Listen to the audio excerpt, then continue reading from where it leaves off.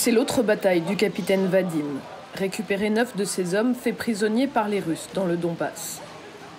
Un combat qu'il mène avec leurs mères, leurs épouses et leurs sœurs.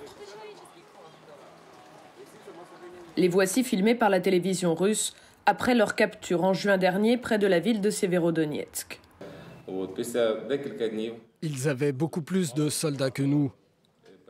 Notre commandant nous a ordonné de reculer et ils ont commencé à attaquer nos positions par l'arrière.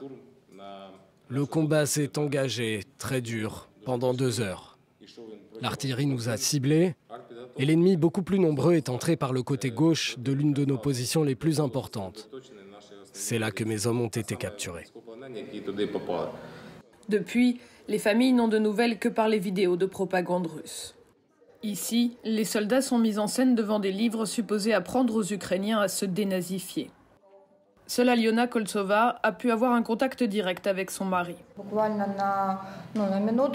J'ai eu un appel de mon mari pendant 1 minute à peine. Il m'a dit que ça allait, qu'il était prisonnier et qu'il était détenu avec les autres soldats, qu'ils étaient ensemble. Il m'a dit d'embrasser les enfants. 1 semaine après, il y a eu une vidéo postée sur les sites russes où j'ai vu mon mari et les autres. Ils étaient combien déjà? 5.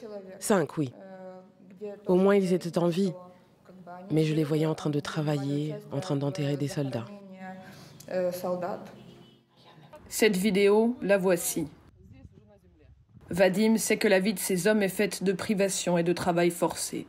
Il veut obtenir un échange avec des prisonniers russes. Nous aussi, on a des prisonniers et des choses qui peuvent intéresser l'ennemi. Ces 9 soldats ont défendu la région de Louhansk, pied à pied. Maintenant, village par village, on libère le Donbass.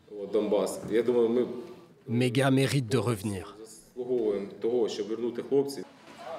Vadim repart sur le front du Donbass.